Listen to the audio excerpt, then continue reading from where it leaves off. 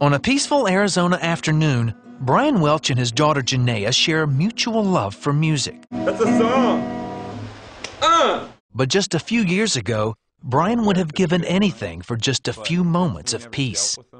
I want to be here for Janaea. I wanted her to, she lost her mom to drugs, and I just need your help. Please, just help me, God. I said it from my heart. Are you ready? Known to his fans and friends around the world as Head, Brian made it big, multi-platinum big, as co-founder and lead guitarist of the band Korn. The second record came out, hit #3 on the Billboard chart. We go to the third album. The album goes like 100,000 copies a week. We start selling. We kept climbing. Korn kept on selling records, more videos, more fame, huge shows. The band's unique sound, called nu metal, is a mixture of heavy metal and alternative rock. It catapulted these 5 friends from Bakersfield, California, into superstardom.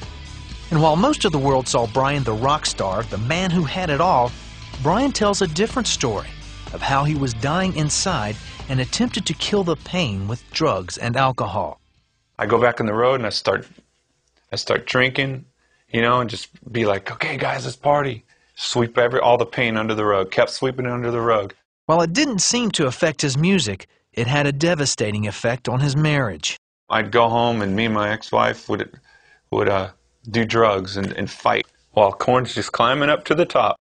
Brian tried several times to quit the drugs, but he was powerless to fight them. Then the arrival of his daughter Janaea changed everything. Brian and his wife Rebecca went on the straight and narrow, at least for a while. And that was like the best thing. That I was like, life's going to be good now. Life's going to be good. I got my band, I got my wife, I got my baby. We're still climbing up. And then I go back on tour. I got clean while she was born and stuff. I go back on tour, pop open the beers after the first show. I'm instantly hooked again. Rebecca starts doing speed at home with the baby. And I'm still climbing, you know, success. And home is just horrible. Rebecca's missing. I'm missing my baby so bad. When I come home, I'm so drunk or hungover. And then I spend a couple days with my kid. I end up bumping into someone that does speed. I do speed at home with my kid. And it just gets worse at home while the success grows, you know? Then his wife left him and Janaea, and they divorced. I panicked. I mean, nothing, my rock star dream, my money, nothing, none of my power, none of my gangster friends could stop that trauma from happening. Eventually, Brian won custody of Janaea. But that started a tug-of-war in his heart. He wanted to take care of his daughter, but hated exposing her to the wild party life of Korn. How could you leave a huge band that's like one of the biggest bands, like it's coming around, rock bands, that changed like music, you know? It's like, how can you leave that? But how can I not be there for my daughter? As Brian agonized over his decision, he dove deeper and deeper into drugs and alcohol. Then one day, he heard his daughter singing a Korn song. When I heard Janaea singing a Korn song called Adidas, it stands for All Day I Dream About Sex. It's like a party song, you know. And when she sang that, you know, she didn't know what she was singing, but it was like, well, what am I doing to my kid, you know? I felt like a loser, the biggest loser in the world. And that's when, around the time when I was having those thoughts, you know, I'm no good for this kid, you know. During that time, Brian went into real estate with 2 partners who happened to be Christians. They never troubled Brian with their faith until... At one point, you reached out to them. What happened? What made you reach out to them? And because you knew they were Christians. They actually reached out to me. Through an email, Brian told his partners how his life was falling apart. One of them replied with a verse from the Bible. "Come to me, all you who are weary, and I will give you rest." And I was like, could Jesus be real? I was thinking that in my mind. Is this guy not just a goody-goody? Could there really be a God? And is he calling me? And I was like, I looked up that scripture and I wanted it to be true. Eventually, Brian went to church with him. So we went to the service, and the music came on, and all these people went up to the front, started praying, and I was like, this place is weird. But I was drawn. I felt something going on.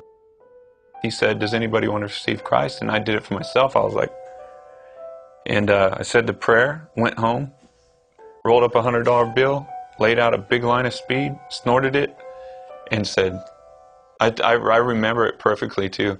I was clear. And I said, Lord, if you're real like that guy says, please take these drugs from me. I can't quit. I want to do them, but I want to stop. Brian snorted speed and read the Bible for a week, searching for answers. Then one day, and I felt this peaceful presence, and I started shaking a little bit, and I got goosebumps everywhere. And the first thing I felt was, I love you. And I was like,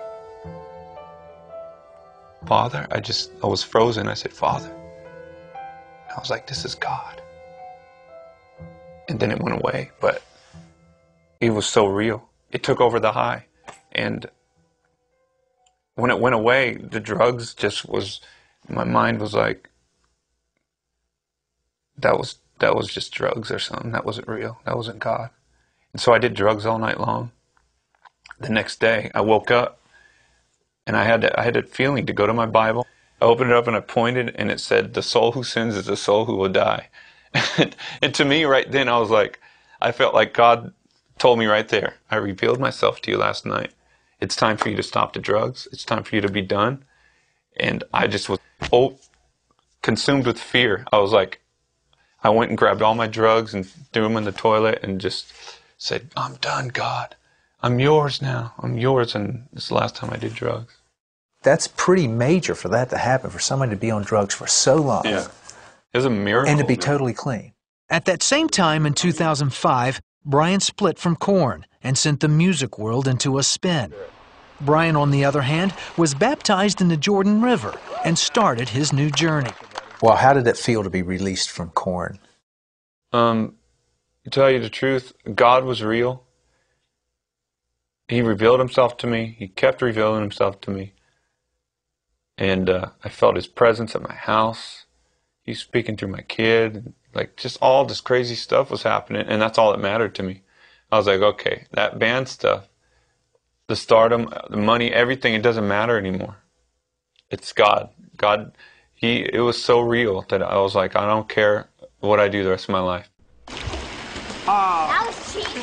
Brian has taken his responsibility as a father head on. And now, instead of lewd lyrics, Janaea hears her dad talking about the love of Jesus. Brian chronicled his story in a best-selling autobiography called To Save Me From Myself. He's also back in the studio working on a new album. Both the book and the music reflect Brian's journey from self-destruction into the loving arms of God. Why do you think God put you here on this earth? He put me on earth to have fellowship and intimacy with him. I mean, I'm going to spend as much time as I could possibly spend getting to know him every day. I don't want to waste any time. I wasted enough time.